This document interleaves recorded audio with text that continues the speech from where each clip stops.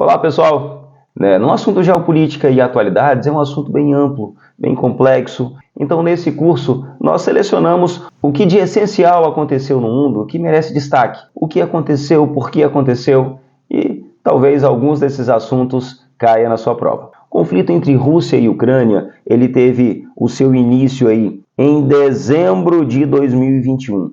Mas por que eu estou falando o início oficial? Quando nós tivemos a formação da União Soviética, então nós tivemos ali toda essa região da Ucrânia sendo incorporada ali à República Soviética, que nós tínhamos ali como principal país da União Soviética, a Rússia.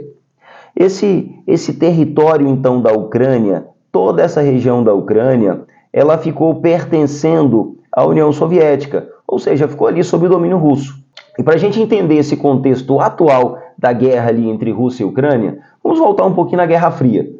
Guerra Fria, gente, foi aquele conflito ali político e ideológico entre Estados Unidos, que comandava o bloco capitalista, e a Rússia, que comandava o bloco soviético, da União Soviética, e também era o líder de todos os países comunistas. Enfim, em 1949, temendo ali um ataque do outro bloco, o bloco capitalista ele cria a OTAN, que era ali uma organização militar para defesa contra possíveis ataques dos soviéticos. 1955, portanto 6 anos depois, os soviéticos fazem a mesma coisa, fazem ali a sua aliança militar para proteção mútua. Eles criam ali o Pacto de Varsóvia, que era uma OTAN soviética, era a mesma coisa. Então, esses dois blocos, eles se opunham. Nesse mapa aqui, ó, eu tenho aqui todos esses países que estão aqui de azul, são países que compunham a OTAN. E em vermelho, nós temos os países que compunham o Pacto de Varsóvia. Percebam que aqui, ó, Ucrânia, Polônia, Romênia, Hungria, Tchecoslováquia, Lituânia, Estônia, Letônia, Bielorrússia. No entanto, o detalhe extremamente importante que nós temos que entender é que com o fim da Guerra Fria, oficialmente, lá em 1991, a União Soviética deixou de existir e o Pacto de Varsóvia ele também deixou de existir. No entanto, a OTAN ela continuou existindo.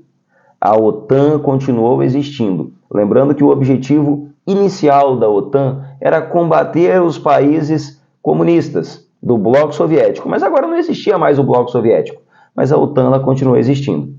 E depois do fim da Guerra Fria, a OTAN ela foi se expandindo para o leste europeu. Ou seja, ela foi vindo em direção à Rússia.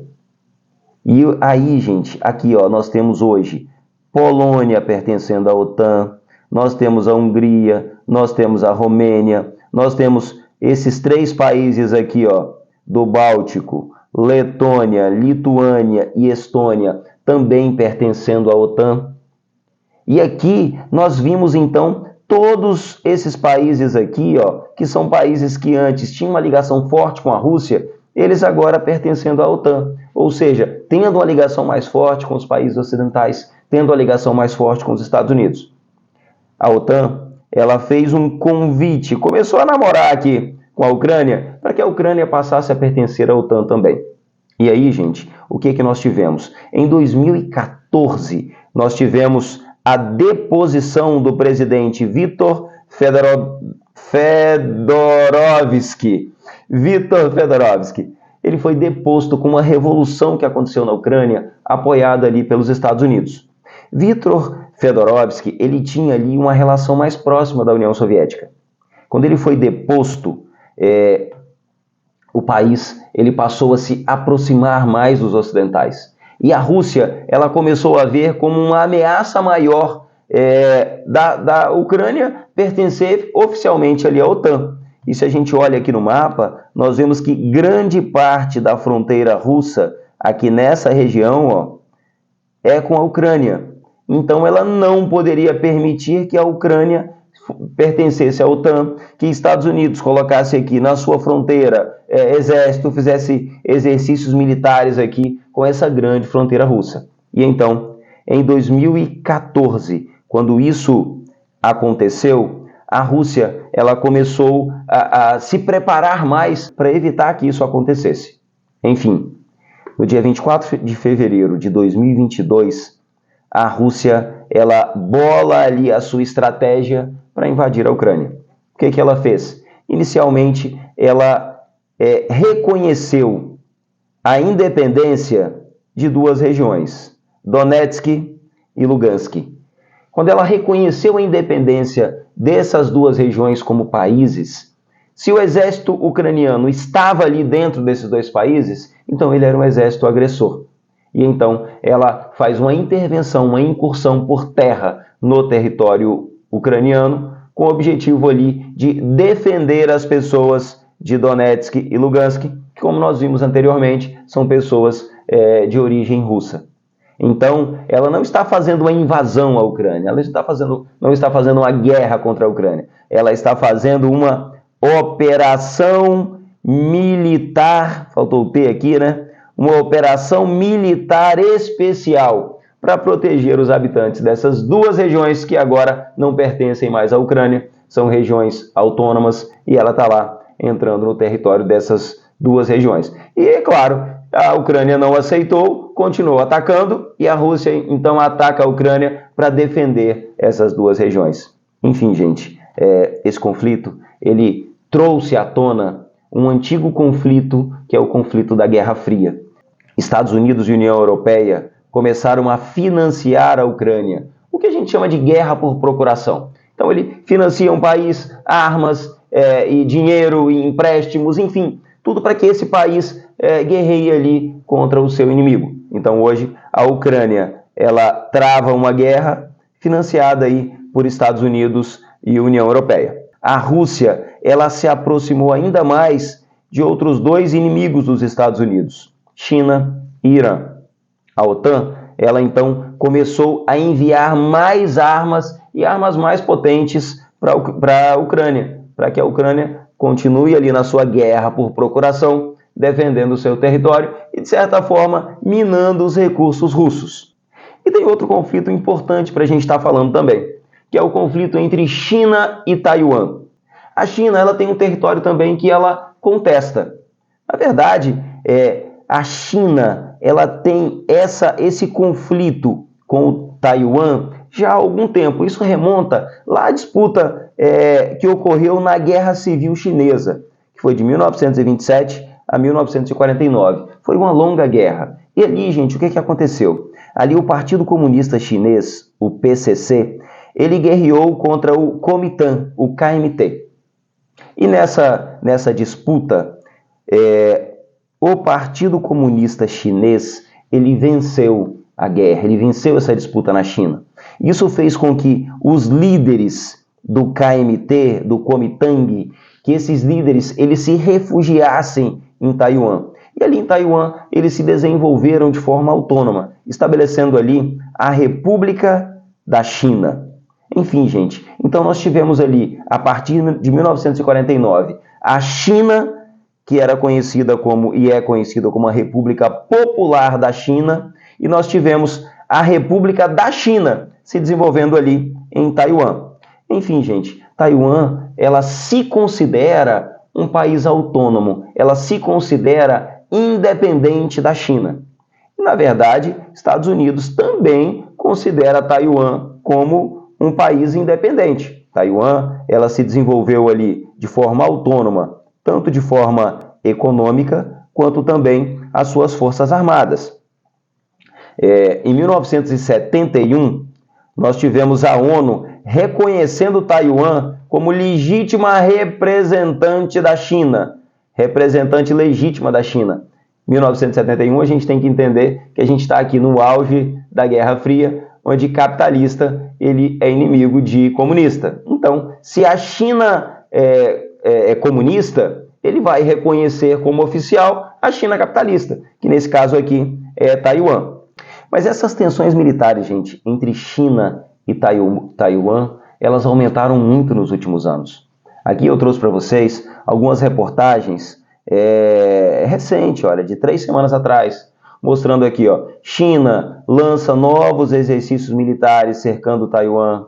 China confirma exercícios militares próximos de Taiwan. Enfim, nós temos aqui uma série de reportagens que mostram essa situação de tensão que acontece lá na região de Taiwan, com essa ameaça constante da China invadir Taiwan. Sempre que Taiwan faz um ensaio de se aproximar ainda mais dos Estados Unidos, a China ela pressiona mais Taiwan através ali dos seus exercícios militares.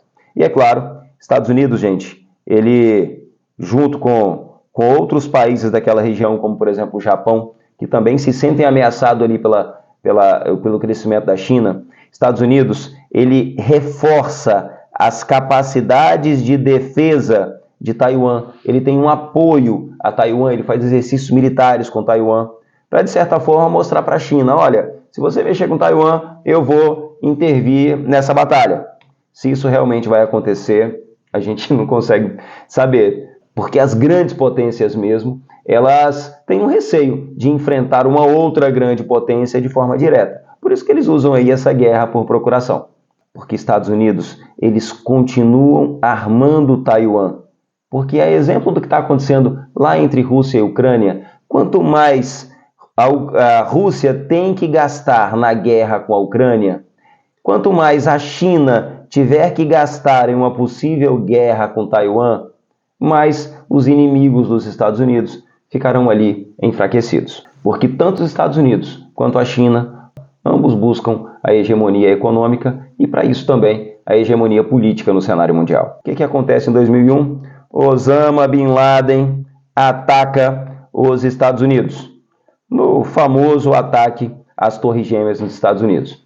Gente, a partir de então, Estados Unidos e OTAN, eles atacam o Afeganistão, que era o país que abrigava Osama Bin Laden.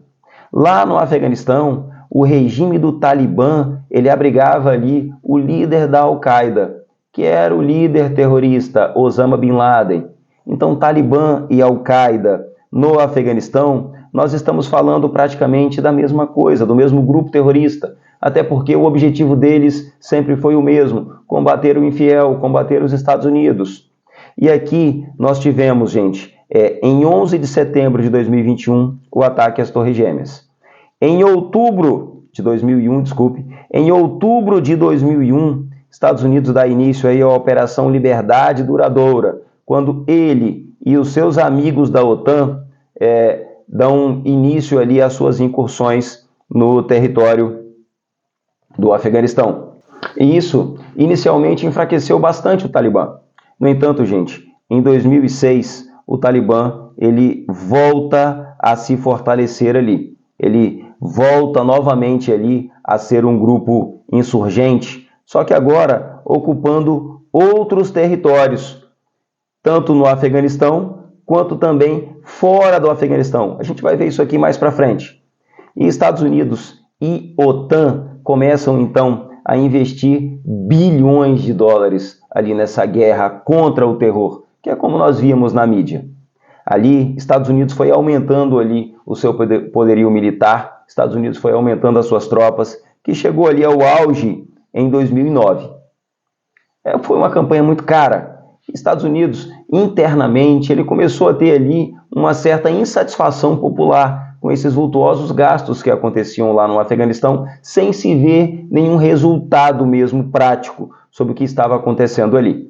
Em 2014, nós tivemos ali a maior parte das forças da OTAN transferindo a responsabilidade da segurança para as forças afegãs. Ou seja, de 2001 a 2014 eles ficaram lá, mantendo a segurança no lugar. Em 2014 eles falaram, olha, agora exército do Afeganistão, vocês já estão treinados, vocês já sabem como que as armas funcionam, a partir de agora a segurança vai ficar com vocês.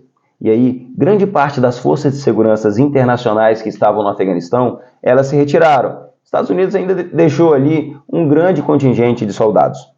Bom, em 2014, Ashraf Ghani é eleito no Afeganistão. Cara, quando ele foi eleito no Afeganistão em 2014, ele não teve um governo muito tranquilo, não. Ali, gente, ele enfrentou grandes desafios, incluindo corrupção, não é só no Brasil, não, incluindo também crise econômica, incluindo a insurgência crescente, porque o Talibã já havia se fortalecido novamente. Enfim, gente, o Talibã foi crescendo. A partir do momento em que Estados Unidos foi deixando ali o comando da segurança com as forças do Afeganistão, o Talibã ele voltou a crescer. E em fevereiro de 2020, Estados Unidos ele assina um acordo de paz lá no Catar.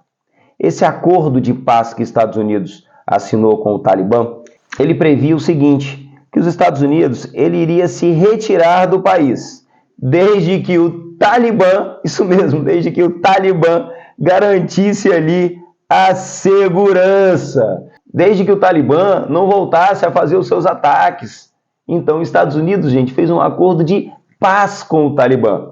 É irônico, mas realmente foi isso que aconteceu. E ali, o Talibã ele tinha que iniciar as negociações de paz agora com o governo afegão. Pessoal, vamos avançar um pouco. Em abril de 2021, o presidente dos Estados Unidos, Joe Biden, ele anunciou que as tropas dos Estados Unidos elas se retirariam completamente do Afeganistão. E isso aconteceria em agosto. Pessoal, o que aconteceu?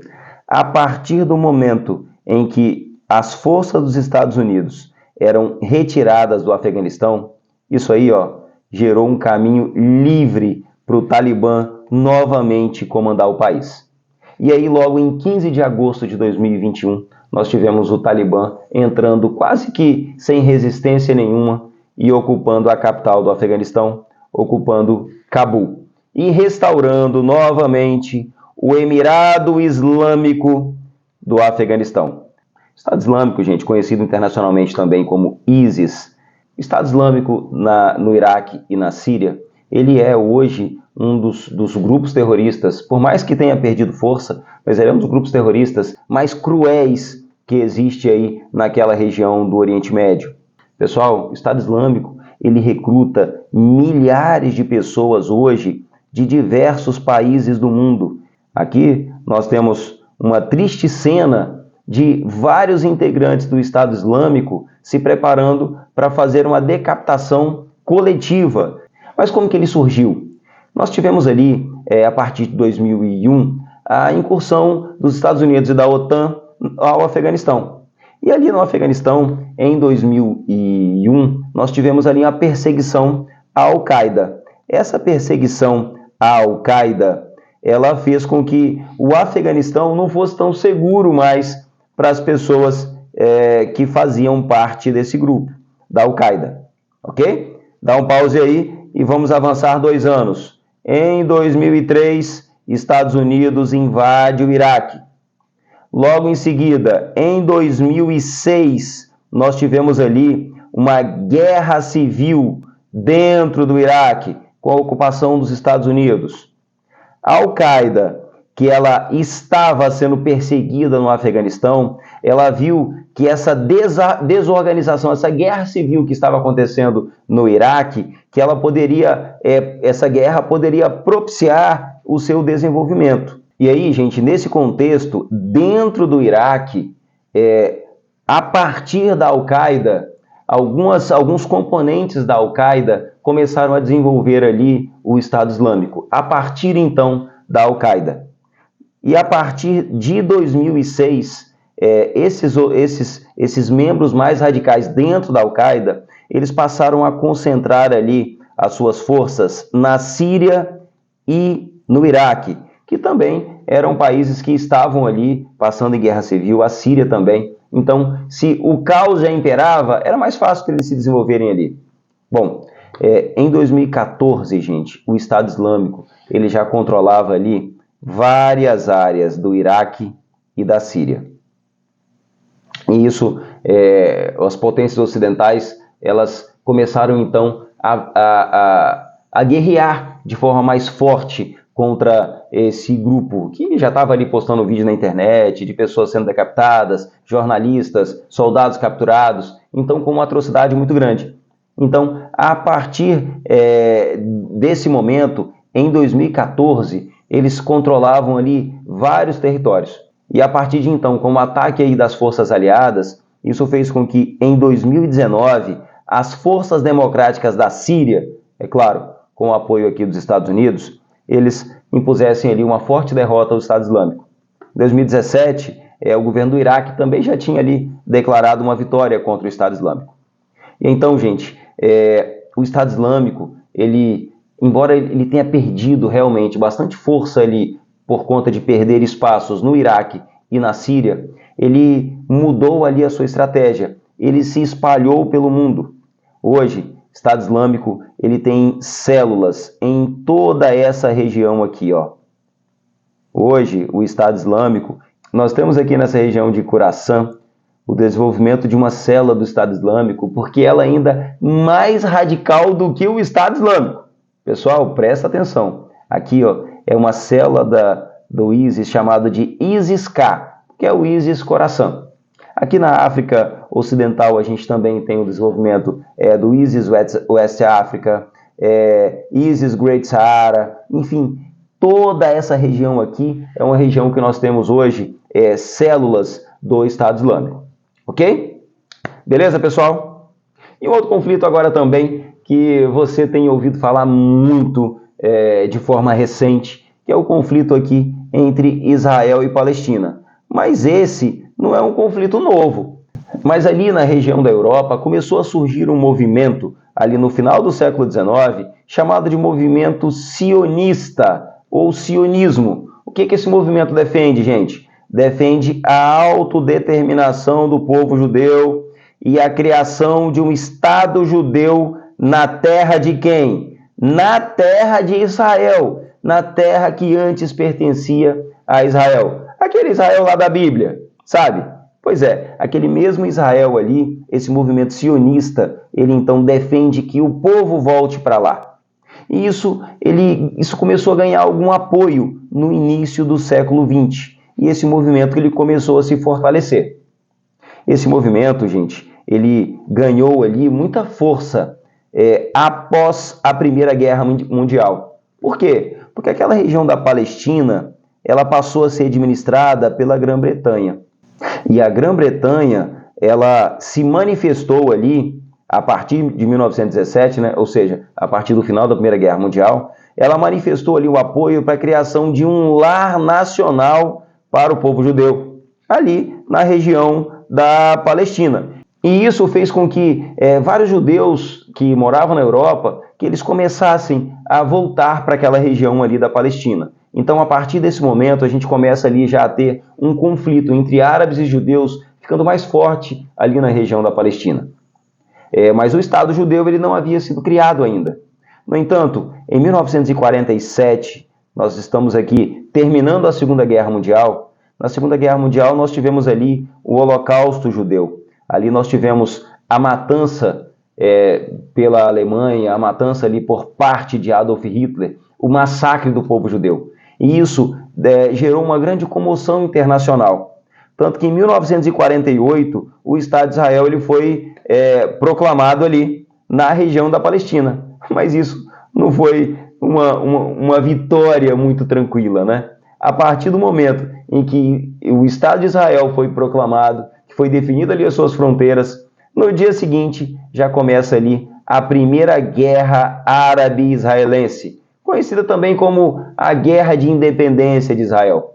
Israel, ele declarou a sua independência ali no dia 14 de maio de 48 e já começou ali a sua guerra contra uma coalizão de países formados por Egito, Jordânia, Síria, Líbano e Iraque.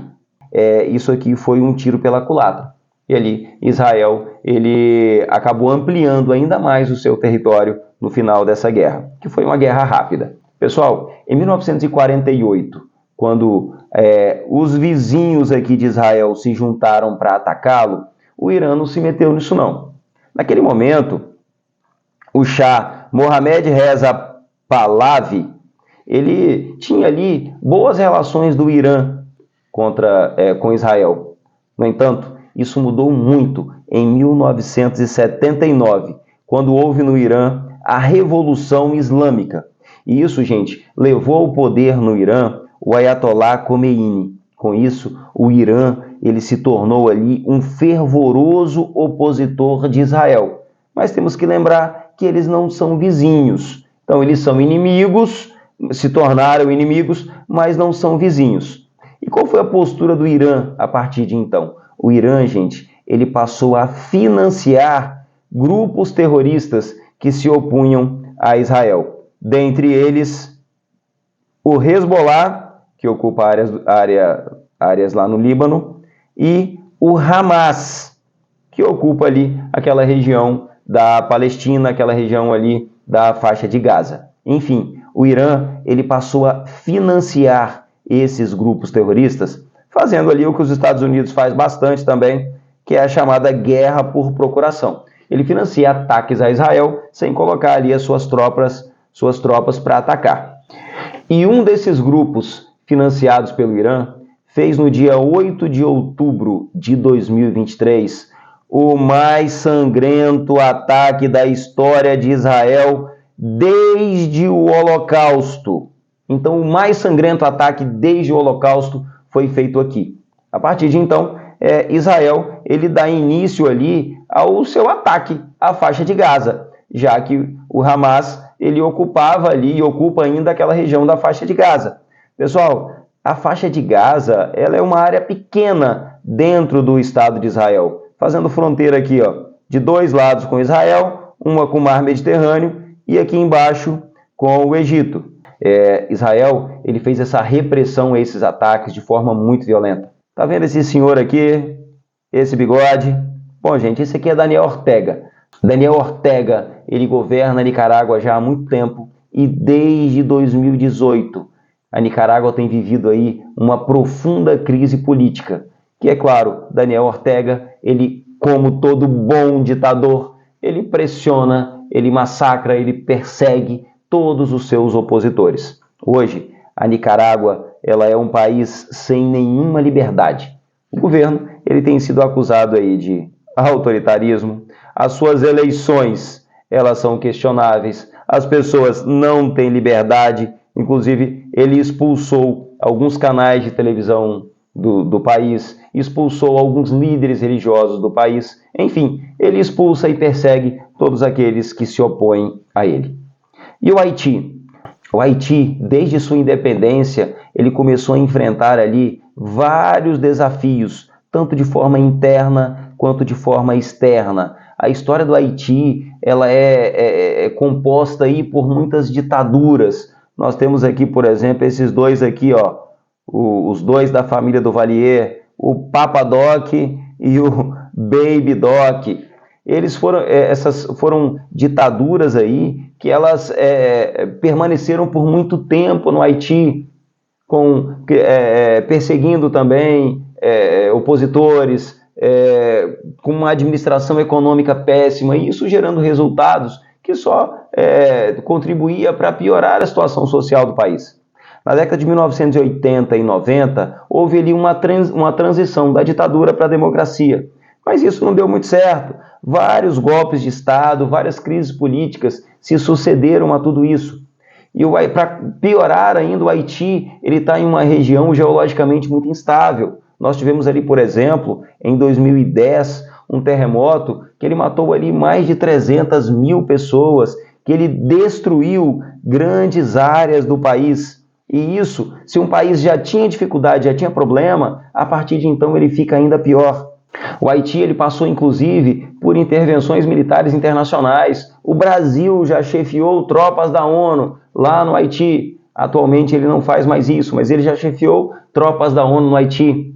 Mesmo assim, a situação ela continua ainda com conflitos muito graves. Em 2021, esse senhor que está aqui, ó, Jovenel Moïse, ele foi assassinado e ele era o presidente do país. Isso piorou ainda mais porque não existe vácuo de poder. Quando um líder ele é deposto, ele é assassinado, existe, se não tem ainda alguém para entrar no lugar, existe ali uma guerra maior ainda para ver quem ou qual grupo vai ocupar o lugar. E foi o que aconteceu após o assassinato do presidente em 2021. Enfim, o Haiti, gente, ele é o país mais pobre das Américas. O Haiti, ele vive lá, a sua população vive em condições de extrema pobreza. O Haiti ele depende muito hoje de ajudas internacionais. E no meio de tudo isso, uma crise política e uma guerra civil muito forte. O Haiti hoje ele está passando por uma crise de emigração. As pessoas estão saindo de lá para fugir para os Estados Unidos, para fugir para o México, para vir para o Brasil, porque elas não veem um futuro promissor ali no Haiti. Recentemente, agora no dia 11 de junho de 2024, mais um novo governo no Haiti foi formado. O Haiti ele formou ali uma coalizão com o novo governo para tentar restaurar a segurança do país. Venezuela e Guiana. Qual o problema entre esses dois países? Bom, gente, o problema entre Venezuela e Guiana ele está ali sobre o conflito na região de Essequibo. Região de Essequibo é uma região aqui que ela pega mais da metade do território da Guiana, uma área de aproximadamente 159.500 km². Qual a origem de tudo isso, pessoal? Lá no século XIX, Venezuela e Guiana, naquele momento ainda era a Guiana Britânica, elas tinham ali as suas fronteiras indefinidas, aqui no século XIX. Mas em 1899, o Tribunal Arbitral Internacional, composto principalmente por britânicos e americanos, eles decidiram que essa região de Essequibo pertenceria à Guiana Britânica. A Venezuela inicialmente ali ela aceitou, mas desde então ela começou a contestar, alegando que esse tribunal ele não era imparcial. Mas enfim, isso se desenrolou ao longo dos anos. E isso ganhou foco agora em 2015, porque essa região de Essequibo, gente, descobriram nelas grandes reservas de petróleo.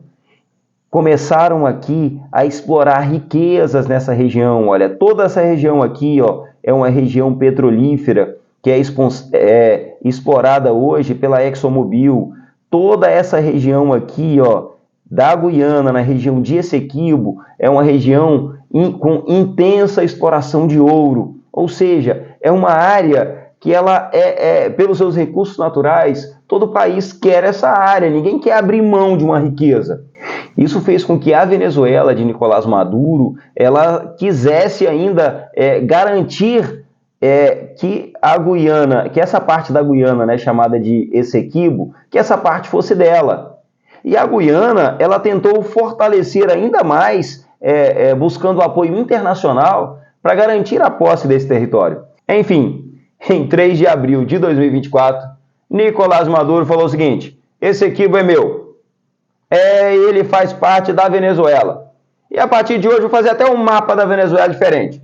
E aí ele fez lá a chamada Lei Orgânica para a Defesa de Essequibo, para garantir o território. E aí ele fez, olha, garantindo que toda essa região aqui, ó, deixa eu mudar a cor aqui, peraí.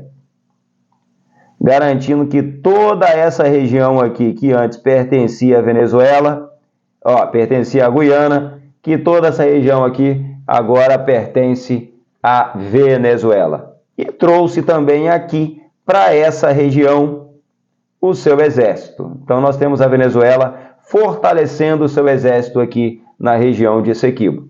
E aí, gente, como as empresas que exploram os recursos minerais dessa região contestada pela Venezuela são empresas norte-americanas, os Estados Unidos, ele garantiu que ele vai defender a Guiana, custe o que custar. Mas enfim, embora, gente, uma guerra aberta ali entre Guiana e Venezuela seja algo improvável, mas enfim, esses acontecimentos eles estão ainda longe de terem um fim pacífico ou de ter pelo menos uma solução aí no curto prazo.